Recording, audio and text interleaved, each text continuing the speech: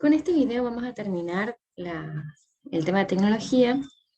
Los últimos slides de esta PPT incluyen varias funciones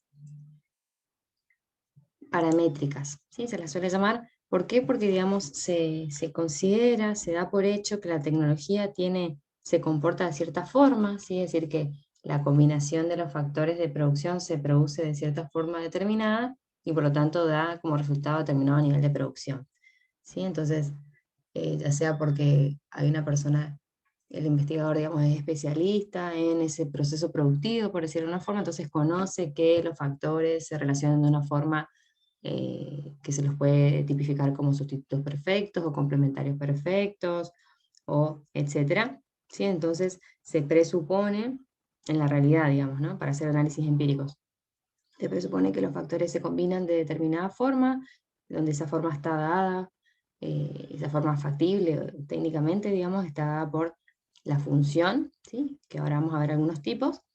Y bueno, luego lo que se hace en la realidad es tener valores para esos factores de producción, y para los niveles, en este caso, por ejemplo, para K y para L, y bueno, y para el producto, y de esa forma se estiman los parámetros que son A y B, ¿no? Y después hay otras formas de trabajar empíricamente, que es con funciones no paramétricas, ¿sí? Es decir, se parte de los datos, de los niveles de los factores de producción que son contratados por la empresa, del nivel de producción que se obtiene en consecuencia, y por lo tanto se estima, sin presuponer a priori determinado tipo de función, se estima cuál es la relación entre las combinaciones factibles de los factores y el nivel de producto que se obtiene, ¿sí? Eso para análisis empíricos. Nosotros acá simplemente vemos algunas funciones paramétricas, es decir, algunas funciones explícitas de cómo se combinan esos factores y se obtiene el producto, que son las más típicas en la literatura, ¿sí? Entonces, la primera que tenemos es la de factores de producción que son sustitutos perfectos. Fíjense que esta es la función, ¿no? La función de producción. Q, la producción es una función de K y L, ¿sí? Y simplemente la relación es una suma, digamos, ¿sí? Donde A y B son parámetros que nos indican, si se quiere, la sensibilidad de la producción ante cambios en el capital, considerando la A, ¿no? Y considerando la B nos habla de cómo cambia la producción cuando cambia el trabajo, ¿sí? Bueno, estos factores entonces suponemos que son sustitutos perfectos, ¿sí? Por lo tanto, las isocuantas, es decir, si nosotros a esta función la igualamos a determinado nivel de producción y lo graficamos con uno de los factores en el eje, en este caso el factor K, obtenemos isocuantas que son simplemente líneas rectas, ¿sí? Donde, muy parecido a lo que habíamos visto en el módulo 1 con los bienes que son sustitutos perfectos, ¿no? Donde, fíjense entonces, estas líneas rectas nos dan cuenta que bueno, ambos factores de producción, en este caso el capital y el trabajo, son sustitutos perfectos para la producción del bien Q, ¿sí? Bueno, la característica que tienen es que eh, la pendiente de la isocuanta, que es la TTS, la tasa técnica de sustitución, es constante a lo largo de toda la isocuanta, ¿sí? Es menos B sobre A, ¿sí? Como dice acá. ¿Cómo lo pueden calcular? Bueno, calculan la TTS, que es la productividad marginal del trabajo sobre la productividad marginal del capital, ¿sí? Entonces es menos B sobre A. Entonces es constante a lo largo de toda la isocuanta. Luego vamos a ver dónde va a decidir ubicarse el empresario, si todavía no tenemos todos los elementos necesarios. Por ahora solo estamos viendo la tecnología. Otra de las características es que, como dice acá, tiene rendimientos a escala constantes, ¿sí? Es decir, si nosotros multiplicamos todos los argumentos de la función, que en este caso son el capital y el trabajo, por una constante t, ¿sí? Vamos a tener lo que está acá, ¿no? Acá multiplicamos el capital y el trabajo por la constante t, sacamos factor común constante t y vemos que la función se incrementa en la misma proporción que aumentaron cada uno de los factores de producción. Entonces son rendimientos constantes a escala. O en otras palabras, la función de producción es homogénea de grado 1, ¿sí? Bueno, y a su vez ustedes pueden calcular la elasticidad de sustitución con esta formulita que habíamos visto antes. Esperen un poquitito. Perdón.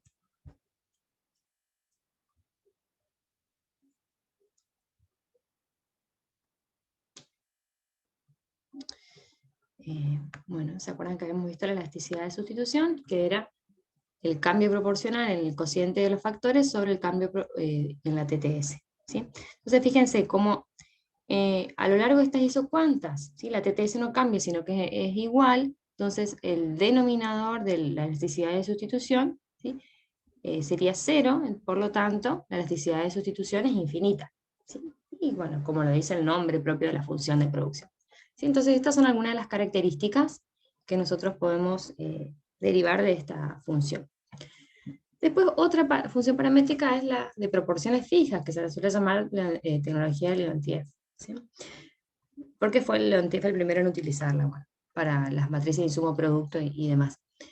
Bueno, ¿cuál es la forma funcional que tienen? El nivel de producto va a ser igual al mínimo de los dos factores, donde cada uno de los factores acá también está como ponderado, digamos, si se quiere, o tiene un parámetro, ¿sí? Que para el capital es el parámetro A, para el trabajo el parámetro B, donde A y B son constantes positivas, ¿sí? Bueno, fíjense que en este caso las isocuantas tienen forma de L, ¿sí? Es decir que la tecnología es tal que siempre vamos a ver más adelante, que el empresario va a elegir proporciones fijas de esos dos factores de producción, es decir, se va a ubicar en el vértice siempre de la isocuanta, ¿sí? Como vemos acá. Acá tenemos, se ubicaría en estos puntos, ¿no? Vamos a verlo más adelante. Bueno, ¿qué nos indicaban este tipo de funciones? Que para el empresario, si por ejemplo partamos del vértice, si él puede aumentar la cantidad de capital, pero sin un aumento proporcional de la cantidad de trabajo, entonces él va a obtener el mismo nivel de producción, ¿sí? Se va a mantener en la misma isocuanta, ¿sí? Si partiendo de acá aumento capital, pero no aumento trabajo, o sea, mantengo fijo trabajo, voy a permanecer en la misma isocuanta, o en otras palabras, voy a poder obtener el mismo nivel de producción. Entonces, para aumentar el nivel de producción, va a tener que aumentar el capital y el trabajo en proporciones iguales, ¿sí? O sea que me voy a ir saltando de isocuanta. Bueno, en este caso, fíjense que los rendimientos a escala también son constantes, ¿sí? Ustedes lo pueden verificar multiplicando por t cada uno de los argumentos de la función, que son los factores, sacando factor común t, y van a ver que la función es homogénea de grado 1, ¿sí? Y la elasticidad de sustitución en este caso es nula, ¿sí? ¿Por qué? Porque fíjense que como son factores de producción que se utilizan en proporciones fijas, ¿sí? Entonces, como es, fíjense, la TTS, ¿sí? Que la definíamos, perdón, la elasticidad de sustitución, que la definíamos como el cambio porcentual en K sobre L sobre el cambio porcentual en la TTS, como son factores que se utilizan en proporciones fijas, digamos, no se sustituyen el uno por el otro, y por lo tanto el numerador de la elasticidad de sustitución va a ser 0, ¿sí? Si volvemos a la fórmula, siempre este K sobre L se utilizan en proporciones fijas, ¿sí? Entonces, esto, digamos, no puede variar uno sin variar el otro, no se sustituyen en ningún grado capital por trabajo, porque son complementarios perfectos, ¿sí? Suponemos eso, por lo tanto, este numerador va a ser 0, y por lo tanto la elasticidad de sustitución va a ser nula, ¿sí? Bien, después otra función de producción es la Coe-Douglas también, ¿sí? Que acá tan solo escribí el paper donde surge esta función de producción. Fíjense que las Coe-Douglas primero son utilizadas como función de producción y después se las utiliza para estudiar teoría del consumidor, ¿sí? Bueno, se llaman Coe-Douglas porque fueron estos sus autores, ¿sí? Ustedes pueden googlear el paper para ver un poco más si les interesa. La forma típica que tienen es esta. Fíjense que acá tenemos que la producción es una función del capital y del trabajo, donde capital y trabajo están elevados a exponentes, ¿sí? Que nos hablan de la sensibilidad de la función de producción a cada uno de los factores, ¿sí? A habla de la sensibilidad de la función al capital, o de la elasticidad de la función de producción al capital, y B nos habla de la sensibilidad de la función de producción al trabajo. Y esta constante A vamos a ver al final de los slides que es un componente tecnológico de la función. Bueno, en este caso, las isocuantas son convexas, tienen esta forma linda, digamos, o son tecnologías regulares, que es lo que vamos a buscar más adelante para resolver el problema del empresario. En este caso, los rendimientos a escala dependen del valor de los exponentes a los cuales están elevados K y L, ¿sí? Sí, fíjense acá está, bueno, empezamos para evaluar los rendimientos a escala, siempre multiplicamos cada uno de los argumentos de la función por t, ¿sí? K y L lo multiplicamos por t, eso está hecho acá, sacamos factor común t y nos queda t elevado a la a más b. Fíjense que acá está, en vez de ser a minúscula, debería ser una a mayúscula acá, ¿no? Esto lo copié de Nicholson, así que ahí también va a estar igual. Fíjense que esta a debería ser igual a esta a. Bueno, entonces, los rendimientos a escala dependen de A más B. Si A más B son iguales a 1, entonces los rendimientos son constantes a escala, ¿sí? Si es mayor que 1, los rendimientos son crecientes, y si es menor que 1, si son menores que 1, son decrecientes. Y en este caso la elasticidad de sustitución es unitaria. Ustedes tienen la demostración en Nicholson de que es unitaria, y también pueden calcular ustedes solos como para practicar, ¿sí? Parten de la definición de la elasticidad de sustitución y calculan la TTS. Volvamos. Si calculan la TTS y van a ver que Nicholson lo que hace es tomar la TTS y calcular el logaritmo, la derivada del logaritmo de la TTS respecto al logaritmo de K sobre L, y luego calcular la inversa de eso para obtener la elasticidad de sustitución, ¿sí? Pero lo pueden hacer ustedes solos y después compararlo con el libro como para practicar. Bien. Y acá fíjense que la TTS, la pendiente de la curva, cambia a lo largo de la isocuanta, ¿no? Pero bueno, su elasticidad de sustitución es unitaria. Y ustedes pueden comprobar que esta tecnología, por ejemplo, ustedes pueden chequear las propiedades, ¿no?, de las tecnologías regulares para cada uno de estos tipos de funciones. Van a ver que esta Coe-Douglas es regular, ¿sí? Es monótona y es convexa.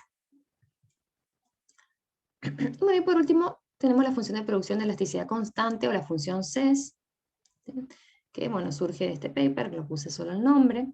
Esa función tiene esta forma. Fíjense que esta forma funcional nos dice que la producción es una función del capital y del trabajo, ¿sí? Donde capital y trabajo están ponderados, ¿sí?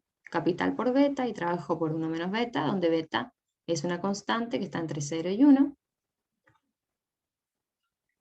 Y después tenemos otros parámetros, ¿sí? Rho y esta otra letra griega, que en este momento no me acuerdo cómo se llama, perdón, ¿sí? Donde fíjense, esto, entonces beta y 1 menos beta, como están ponderando los factores, nos hablan de la importancia relativa de cada uno de los factores de producción para este proceso, y este otro componente nos habla de los rendimientos a escala, o sea, nos va a poder permitir cuáles son los rendimientos a escala de la función de producción.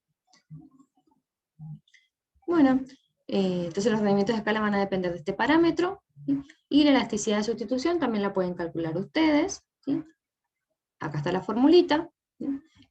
Si ustedes hacen el cálculo van a llegar a la conclusión de que esta es la elasticidad de sustitución. Fíjense que depende de este parámetro, ¿sí? Depende del valor que adopte este parámetro, vamos a poder llegar a diferentes funciones, como dice acá en este gráfico, que es de variant que está en la Biblia complementaria, ¿sí? Entonces van a ver ustedes que la función CES, ¿sí?, que es una función de elasticidad constante, adquiere diferentes formas, digamos, dependiendo del valor de este parámetro, ¿sí? Entonces, por ejemplo, en este caso, en este primer gráfico A, tenemos el caso para el cual este parámetro es igual a 1, ¿sí? Entonces toda la elasticidad tiende a ser infinita, por lo tanto es un caso de factores de producción que son sustitutos perfectos. Este gráfico número B, acá se grafica el caso para el cual este Rho tiende a 0, y por lo tanto la elasticidad de sustitución es unitaria, es decir, es una función de producción Coe-Douglas. Y en este caso, en este gráfico C, se grafica una elasticidad de sustitución para la cual este parámetro tiende a menos infinito, por lo tanto todo esto tiende a 0, ¿sí? Y por lo tanto son factores de producción complementarios perfectos. Entonces fíjense cómo cada uno de estos casos son casos particulares de la función de producción de elasticidad constante, o función CES, ¿sí? Por eso es que esta función es muy utilizada, porque uno puede ir cambiando los valores de este parámetro y así ir obteniendo diferentes tipos de funciones de producción. ¿Sí? Entonces, como para cerrar esto, lo que pueden hacer es, para cada una de estas funciones, ¿sí?, practicar ustedes solos, a ver, bueno, evaluar si la función muestra una estereología que es regular, es decir, si es monótona, si es convexa, poder calcular la productividad marginal de cada uno de los factores, si cumple con las características, poder calcular la TTS, ¿sí? La elasticidad de sustitución y evaluar los rendimientos a escala de las funciones de producción. Y para terminar, solo les agregué una cuestión que por ahí no es tan relevante para nosotros ahora, por ahí un poco más relevante para el módulo 4, pero sí para la macro y después para cuando ustedes vean crecimiento económico. ¿Sí? Que, digamos, la pregunta central es ¿por qué crece la producción? Nosotros por el momento estamos evaluando solo la producción de un empresario, luego vamos a ver la producción de una industria y después la producción a nivel de una economía cuando hablemos de equilibrio general. ¿Sí? Si bien esta pregunta no va a ser tan importante para nosotros ahora, de nuevo les repito, por ahí les sirve más adelante en la carrera. Entonces, como ustedes ya habrán visto en macro, la producción crece básicamente por dos razones, porque crecen los factores de producción, es decir, aumentan los niveles de los factores que existan, puede ser trabajo, capital, tierra, etcétera, etcétera, o por avances tecnológicos, ¿sí? Es porque mejora la eficiencia en la combinación de los factores de producción, ¿sí? Bueno, ¿y cómo lo podemos modelizar? La función Coe-Douglas es siempre muy usada para modelizar esto del avance tecnológico, como seguro vieron en el modelo de crecimiento de Solow, en macro 1. ¿Sí? Entonces tenemos una función de producción típica donde la producción depende de dos factores, capital y trabajo, y también tiene un componente tecnológico. Si ustedes diferencian esta expresión respecto al tiempo y hacen un poco de álgebra, como está demostrado el paso a paso en el libro de Nicholson, llegan a esta expresión que está acá. Esta expresión lo que nos dice es, nos explica cómo crece la producción. Esta es la tasa de crecimiento de la producción. Esta es la tasa de crecimiento en el tiempo del avance tecnológico, ¿sí? Esta es la tasa de crecimiento en el tiempo del factor capital, ¿sí? Y esta es la tasa de crecimiento en el tiempo del factor trabajo. Y esta E de QK y E de QL son las elasticidades de la producción al capital y la elasticidad de la producción al trabajo.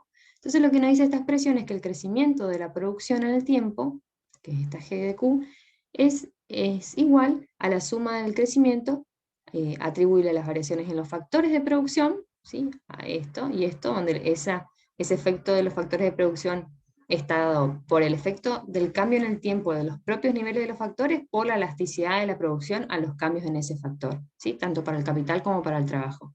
Y también el crecimiento se explica por un crecimiento residual, ¿sí? O residuo de Solow, como lo habrán llamado, que representa básicamente los avances tecnológicos.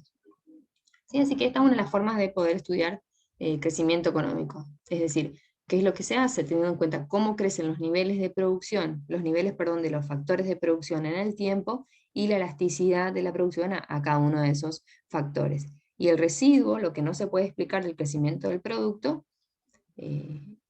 a partir de los cambios en los factores de producción, se debe al crecimiento, se debe a los avances tecnológicos, perdón. ¿Sí? Así se calcula este GDA como un residuo. Bueno, y con esto terminamos entonces la parte de tecnología. ¿Sí? Esta va a ser como la base, digamos, como para poder estudiar más adelante costos, minimización de costos en realidad y maximización del beneficio del empresario.